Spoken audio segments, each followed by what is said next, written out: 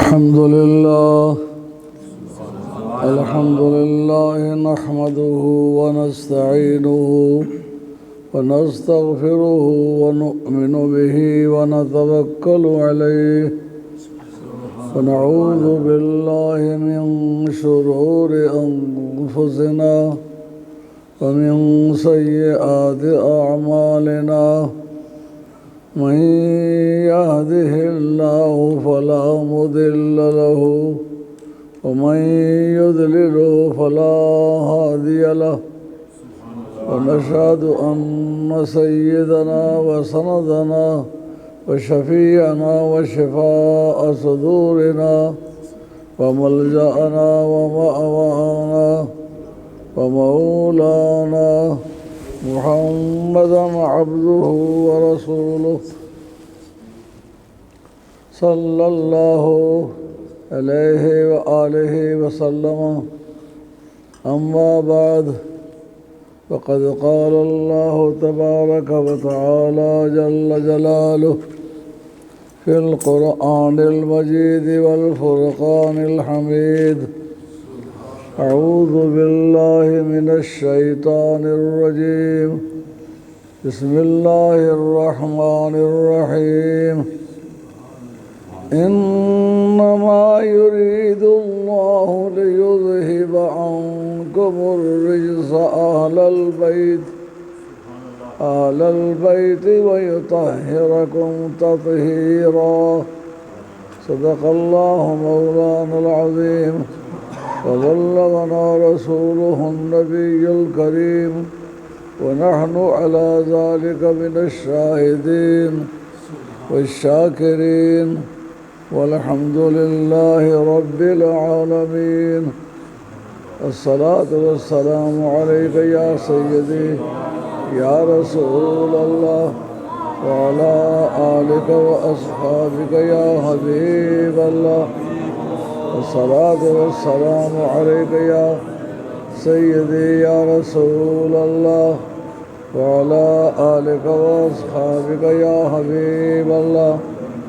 الصلاة والسلام عليك يا سيدي يا رسول الله وعلى آلك وأصحابك يا حبيب اللہ. محترم حاضرین، ان گزشتہ ایام میں کافی بیمار رہا ہوں، اس لیے جو فنکشن خاص تاریخوں پر منائے جانے تھے وہ نہیں منا سکے. بالخصوص حضرت ابوبکر صدیق رضی اللہ تعالیٰ عنہ کا یوم وصال اور 23 جمادی الثانی کو ہے. میں اس وقت سخت بیمار تھا، اس لیے نہ اس کی محفل قائم کر سکے نہ اس پر گفتگو کر سکے. اور دوسرا، حضرت مولا مرتضیٰ شیر خدا رضی اللہ تعالیٰ کی ولادت 13 ماہ رجب کو ہے، تو علالت کی وجہ سے یہ دونوں تقریبات رہ گئیں. تو میں نے 4-5 لیکچر جو دیے اس وقت کمپیوٹر پہ یا مسجد پہ، اس میں تھوڑا تھوڑا کر کے دونوں کے حالات بیان کیے ہیں. اللہ قبول فرمائے. گزشتہ رات بھی ہم نے حضرت ابوبکر صدیق رضی اللہ عنہ کی ذات پاک کا تبصرہ، حالات پر تبصرہ کیا اور بڑی تسکین ہوئی، اور وہ لیکچر بڑا جامع ہے الحمدللہ. جو ایمان رکھتا ہے وہ تو نبی پاک علیہ السلام سے بھی پیار کرے گا، جن چیزوں سے سرکار نے پیار کیا ان سے بھی پیار کرے گا. حتیٰ کہ اگر کوئی چیز کھانے پینے کی ہے، کھانا پینا جو ہے یہ سنت زائدہ ہے. جو چیزیں عادت یا حاجت کے طور پر استعمال ہوتی ہیں وہ اگر سنت میں پائی جاتی ہے تو وہ سنت زائدہ ہے. مثلا پگڑی باندھنا ہے، ٹخنوں سے شلوار اوپر کرنا ہے، یہ ملبوسات ہے، پگڑی ہے. تو عادت کے مطابق اور حاجت کے مطابق جتنے کام کیے ہیں وہ سنت زائدہ ہے۔ اگر کھانے کے لیے کوئی چیز پسند کی ہے تو وہ سنت زائدہ ہے۔ اور ایک مرتبہ حضرت انس رضی اللہ تعالیٰ کہتے ہیں میں کدو کو بہت ناپسند کرتا تھا۔ ہمارے ہاں ایک کدو میں کنفیوژن ہے، جس کو ہم لوگ پیٹھا کہتے ہیں، انگریزی میں اس کو میرو کہتے ہیں۔ وہ کدو نہیں ہے، کدو وہ ہے جس کا حلوہ بناتے ہیں۔ کہتے کہ مجھے کدو سے سخت نفرت تھی، نہیں کھایا کرتا تھا، لیکن ایک گھر میں دعوت تھی، میں سرکار کے ساتھ تھا تو میں نے دیکھا سرکاری دعوت سے بڑی رغبت کے ساتھ اس کے ٹکڑے اٹھا اٹھا کے تناول فرما رہے ہیں۔ تو اس وقت سے لے کر میں نے اپنے سوچ کو بدل لیا کہ جس چیز کو سرکار پسند کرتے ہیں میں اس کو کیوں نہ پسند کروں۔ اور کچھ عرصہ بعد ایک شخص نے امام یوسف رحمۃ اللہ علیہ کے موجودگی میں کہا کہ اگرچہ سرکار کو کدو اچھا لگتا تھا لیکن مجھے اچھا نہیں لگتا۔ آپ نے فرمایا تو مرتد ہو گیا ہے، کیونکہ اس چیز کے بارے میں نفرت کا اظہار کیا ہے کہ جو چیز سرکار کو پسند تھی۔ اگر کوئی کپڑا ہے، جوتا ہے، کھانا ہے، پینا ہے، یہ سنت زائدہ ہیں۔ اگر اس کے متعلق کوئی کمزوری دکھائے تو مسلمان نہیں رہتا۔ تو سرکار کے صحابہ جن کو قرآن نے کہا رضی اللہ عنہم ورضوا عنہ، اللہ ان سے راضی ہو گیا، وہ اللہ سے راضی ہو گئے، ان کے متعلق نفرت کا اظہار کرے اس کا اسلام اور ایمان خطرے میں ہے، توبہ کرنی چاہیے۔ اور میں خلفائے راشدین کا ذکر کرتا ہوں، بہت تسکین محسوس کرتا ہوں اور دوستوں کو بھی تعلیم دیتا ہوں، حتیٰ کہ بیعت کے وقت بھی جو ساتھی بیعت کرتے ہیں ان کو بتلاتا ہوں کہ میں نبی پاک علیہ السلام کے صحابہ کی تعظیم کروں گا، اہل بیت سے محبت رکھوں گا۔ اور یہ بات بھی آپ یاد رکھیں، جو کسی صحابی یا کسی سید کے بارے میں کمزور رائے رکھتا ہے تو فوراً تنگ دل قسم کے آدمی اس کو کافر کہہ دیتے ہیں۔ یاد رکھیں، اصول ہے، شرح عقائد کی شرح ہے خیالی کے سوا 144 پر یہ قاعدہ حاشیے پر دیا ہوا ہے۔ ملا عبدالحکیم سیالکوٹی رحمۃ اللہ علیہ اپنی صدی میں نامی آدمی ہوا ہے، مصر میں، شام میں اور دوسرے اسلامی ممالک میں جہاں اسلامی تعلیمات کا زور ہے، وہ ملا عبدالحکیم سیالکوٹی کو بہت عزت سے یاد کرتے ہیں۔ پاکستان کے کسی عالم کا ذکر وہ نہیں کرتے، دو کا ذکر کرتے، ایک حضرت عبدالحکیم سیالکوٹی رحمۃ اللہ تعالیٰ علیہ اور دوسرا محب اللہ بہاری جو مسعود کے مصنف ہیں۔ ان دو شخصوں کو پاکستان سے یاد کرتے ہیں۔ باقی علماء ہمارے بہت بڑے بڑے بزرگ ہیں، بڑی بڑی عزت والے ہیں، بڑے بڑے علم والے ہیں، لیکن اسلامی ممالک میں ان کا نام نہیں بولتا، ان دو شخصیتوں کا نام بولتا ہے۔ تو خیالی کے صفحہ 144 پر قاعدہ دیا ہے کہ اسلام لاتے وقت جو کلمات کہے جاتے ہیں، جن کا تلفظ کرایا جاتا ہے مسلمان ہونے کے لیے، انہی کا انکار کرنے سے کافر ہوتا ہے۔ جن چیزوں کے اقرار کرنے سے بندہ مسلمان ہوتا ہے، انہی چیزوں کے انکار سے کافر ہوتا ہے۔ ان کے جو ہر کھانسنے پر، اٹھنے بیٹھنے پر، ذرا ناراضگی پر کسی کو کافر کہہ دینا یہ اچھے لوگوں کا کام نہیں، نہ اہل علم کا کام ہے۔ تو جناب حیدر کرار شیر خدا رضی اللہ تعالیٰ عنہ، آپ مولود کعبہ ہیں۔ بہت سارے لوگ ایسے بھی ہیں جن کو حضرت علی مرتضیٰ کی ہر صفت سے اختلاف ہے، مگر یہ بیماری ہے، یہ کوئی خوبی نہیں ہے۔ اگر بالفرض حضرت حیدر کرار کے نام اعمال سے کعبے میں پیدا ہونا جو ہے وہ نکال دیں، پھر بھی علی علی ہے۔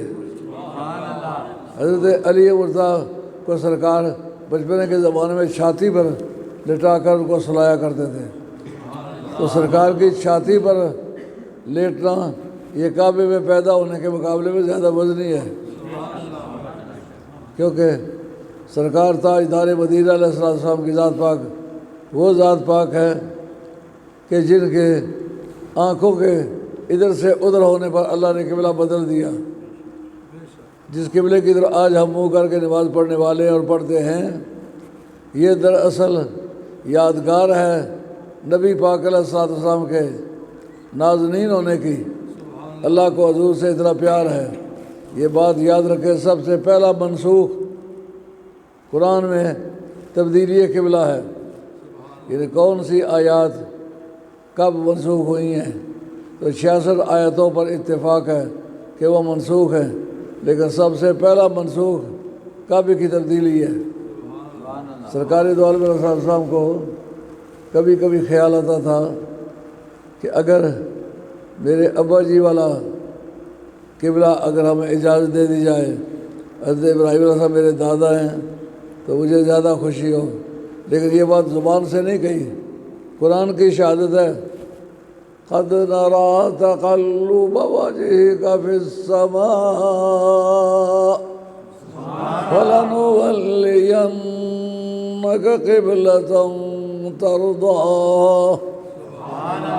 علماء کرام تشریف فرما ہیں، ان سے پوچھیں نماز کی حالت میں اوپر نیچے دیکھنے کی اجازت نہیں، سجدے والی جگہ دیکھنا چاہیے، اگر وہ آگے پیچھے دیکھ رہے مکروہ تحریمہ ہے۔ قرآن کہتا ہے میرے مصطفیٰ گاہے گاہے تیری نگاہ ناز کو ہم آسمانوں کی طرف اٹھتا دیکھتے رہے ہیں، تم نے زبان سے نہیں کہا قبلہ تبدیل ہو، تیری نگاہوں کا معاملہ تھا۔ ان کی چتون کیا پھری سارا زمانہ پھر گیا۔ نگاہ کے تبدیل ہونے سے قبلہ تبدیل ہوا، اور کیسے تبدیل ہوا؟ نماز کی حالت میں ہیں، نماز کی حالت میں کوئی اور وحی نہیں آئی سوائے تبدیلی قبلہ کے۔ اس کا کیا معنی ہے؟ اس کا معنی یہ ہے اے میرے مصطفیٰ نماز میری ہے، تبدیلی قبلہ تمنا تیری ہے، میں چاہوں گا میری نماز کو یہی رہنے دو، پہلے اپنی تمنا پوری کر لو۔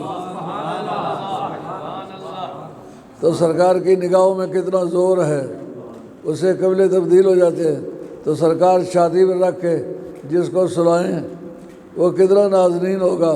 کعبے میں اگر پیدا نہ بھی ہوتے تو ان کا درجہ جو ہے مولا مرتضیٰ کا وہ اپنا درجہ ہے، لحموں کا لحمی، جسموں کا جسمی، دموں کا دمی۔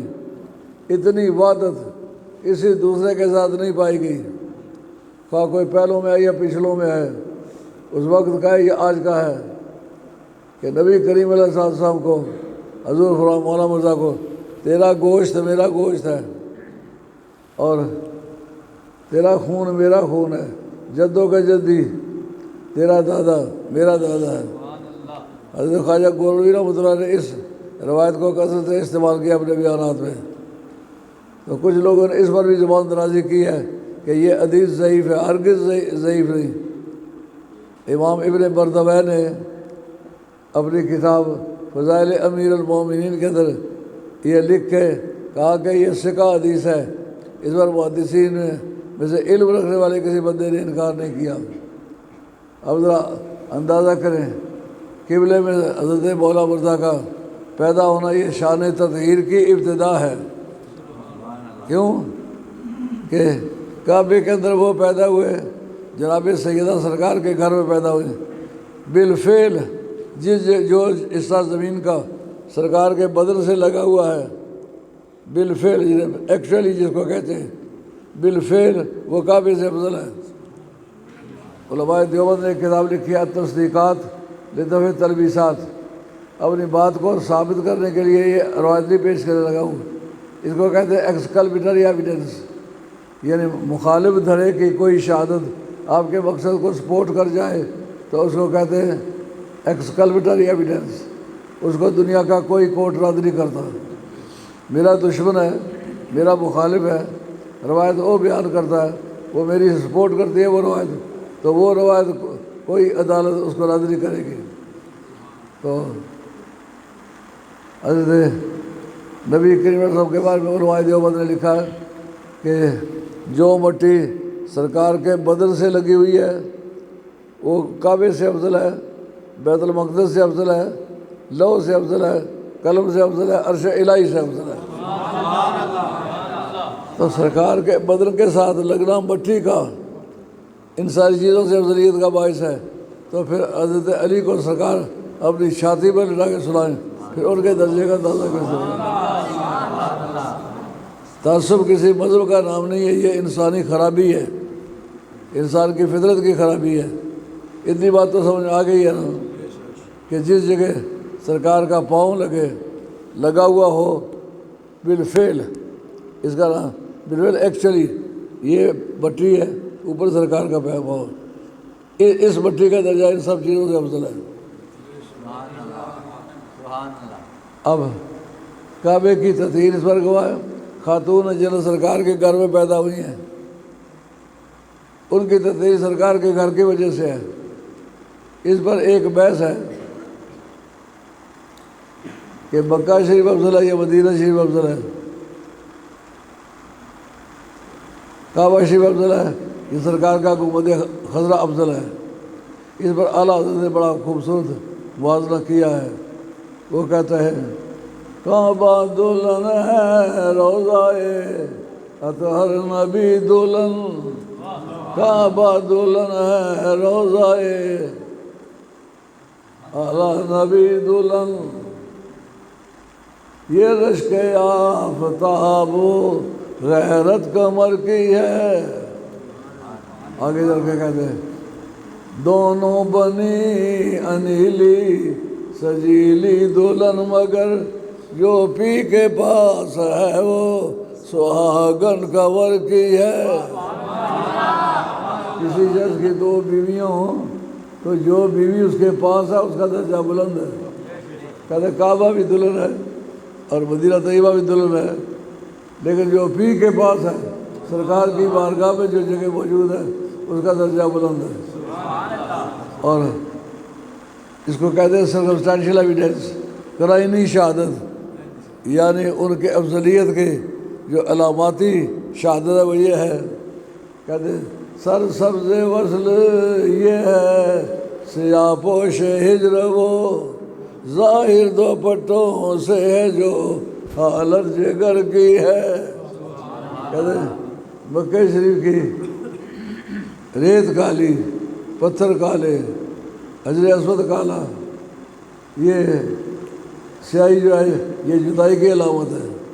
سر سبز وصل یہ ہے سیاہ پوش ہجر وہ، مدینہ شریف آپ جائیں سرکار کے گنبد خضرا پر ہریاول ہے، مدینہ شریف کے گردا گرد سبز باغات ہیں، پھول ہیں، پھل ہیں، سبزیاں ہیں، فروٹ ہیں۔ کہتے ہیں سر سبز وصل یہ ہے سیاہ پوش ہجر وہ، ظاہر دو پٹوں سے ہے جو حالت جگر کی ہے۔ اب اس سے اگلا جو تجزیہ ہے علماء اصول نے کیا ہے، کہا شہر مکہ افضل ہے یا شہر مدینہ افضل ہے۔ یہ حضور کی قبر کی بحث نہیں ہے، کعبہ شریف کی بحث نہیں ہے، باقی آبادی کی بحث ہے۔ کہا مکہ شریف افضل ہے یا مدینہ شریف افضل ہے؟ اس کے جواب میں انہوں نے کہا ہے جو قرآن مجید کی آیت ہے وہ کیا بتاتی ہے، لا اقسم بهذا البلد وانت حل بهذا البلد، اے میرے محبوب ہم اس شہر کی قسم فرماتے ہیں، جو قسم کے اول میں لا آتا ہے صاحب جامی نے اس کی دو جہات کی ہیں۔ ایک تو یہ ہے کہ یہ لا تاکید قسم کے لیے آتا ہے، دوسری طرف انہوں نے یہ کی ہے کہ لا کے بعد الا معذوف ہے، کہ ہم قسم نہیں کھاتے مگر کھاتے ہیں۔ کس وجہ سے؟ یہ واو حالیہ ہے اور تعلیلیہ ہے، یہ نام شہر کی قسم ضرور قسم کھاتے ہیں، لیکن یہ بات یاد رکھنی چاہیے، وجہ اس کی یہ ہے کہ آپ یہاں جلوہ فرما ہے۔ جب یہ بات کہی تو اتنی بات سمجھ میں آ گئی ہے، وہاں کعبہ بھی ہے، حجر اسود بھی ہے، مطاف بھی ہے، آب زمزم بھی ہے، اور صفا مروہ بھی ہے، کعبہ شریف کا اپنا وجود بھی موجود ہے، اور میزاب کعبہ جو شمال کی طرف کمان کی طرح کا دائرہ ہے نصف، اس کا نام ہے مطاف، اس کا نام ہے حتیم ساری عزت والی جگہ ہیں، برکت والی۔ کہا ان میں سے کسی کی وجہ سے قسم نہیں کھاتا ہوں، اگر قسم کھاتا ہوں تو تیرے ٹوٹے ہوئے اجرے کے صدقے میں کھاتا ہوں۔ میرے اس بیماری کے دوران میں گلے پر بڑا خاصا اثر پڑا ہے، آپ کو میری آواز تو سنائی دیتی ہوگی، مجھے نہیں سنائی دے رہی، ویسے تو سے پڑھ رہا ہوں۔ تو اے میری محبوب، ہم اگر قسم بنوانے تو آپ کے ٹوٹے ہوئے اجرے کے صدقے میں کھا رہے ہیں۔ اس کا کیا مطلب ہے؟ کہ مکہ شریف کا شہر اس وقت تک افضل تھا جب تک سرکار نے ہجرت نہیں فرمائی تھی۔ جب ہجرت فرمائی تو مکہ کی افضلیت کی وجہ سرکار کا وجود تھا، اب وہ سبب افضلیت کا مدینہ شریف آ گیا، اس لیے مدینہ شریف افضل ہے۔ تو یہ باتیں تو حضرت مولا مرزا کے کعبے کے اندر پیدا ہونے کے بعد تطہیر کی شان اور احادیث سے بھی کئی طریقے سے ثابت ہوتی ہے۔ سرکار نے فرمایا لا یحل لأحد ان یجلس فی مسجد ھذا الا انا او علی، فرمایا یہ جو مسجد نبی ہے اس میں حالت جنابت میں یا میں گزر سکتا ہوں یا علی گزر سکتا ہے، یا اس کی کیا وجہ ہے؟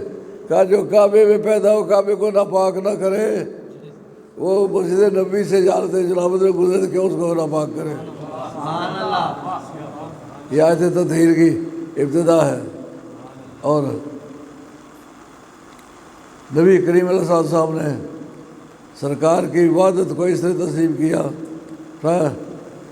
لا یؤدی انی احد الا انا او علی، میرا مختار عام اٹارنی جنرل مثل ذات صفات کے وہ میری مانند ہے، میری طرف سے کوئی ادائیگی نہیں کر سکتا، اگر ادائیگی کر سکتا ہے تو علی کر سکتا ہے یا میں کر سکتا ہوں۔ اٹارنی جنرل کی رولنگ جو ہے وہ اس طرح ہے کہ آپ اگر جائے تو وکیل صاحب کہیں گے مختار نامہ عام لکھاتے ہو یا خاص ہو، مثال کے طور میرا یہ وکیل صاحب اس میری زمین کا شفا کریں گے تو یہ میری طرف سے مختار ہے، لیکن اس شعبے والی زمین کے سوا کسی چیز میں دخل نہیں دے سکتے۔ لیکن ایک مختار نامہ عام ہے، وہ ایسا ہوتا ہے کہ میں جو فلاں نام رکھتا ہوں، فلاں کا بیٹا ہوں، اتنی عمر کا ہوں، فلاں جگہ کا رہنے والا ہوں، بصبات عقل و درستی آواز خمسہ بلا اقراء و اجبار دیگرے، میں لکھ کر کے دیتا ہوں کہ فلاں ابن فلاں جو فلاں جگہ کا رہنے والا فلاں کا بیٹا ہے، وہ میری طرف سے کوئی ساختہ پرداختہ مختار من مظہر کا مثل ساختہ پرداختہ ذات خیش اپنی کے ہے، کہ جو کچھ یہ معاملہ کرے وہ میں نے کیا ہے۔ اب نبی کریم علیہ السلام نے مولا مرزا کو مختار نامہ عام لکھ کے دیا ہے کہ علی کسی کو دے تو میں نے دیا ہے، علی کسے لے لے تو پھر میں نے لے لیا ہے۔ تو اس طرح کے اختیارات اور قرب کسی دوسرے آدمی کو نہیں ہے۔ تو جو آپ کا کعبے میں اندر پیدا ہونا ہے اس کا اور محدثین کے علاوہ حاکم نشاپوری کو مولوی لوگ ایسے جنون میں آ کے کہہ دیتے وہ ضعیف ہے، شیعہ ہے، مگر جتنی اس شخص کی جستجو اتنی بخاری کا نہیں ہے۔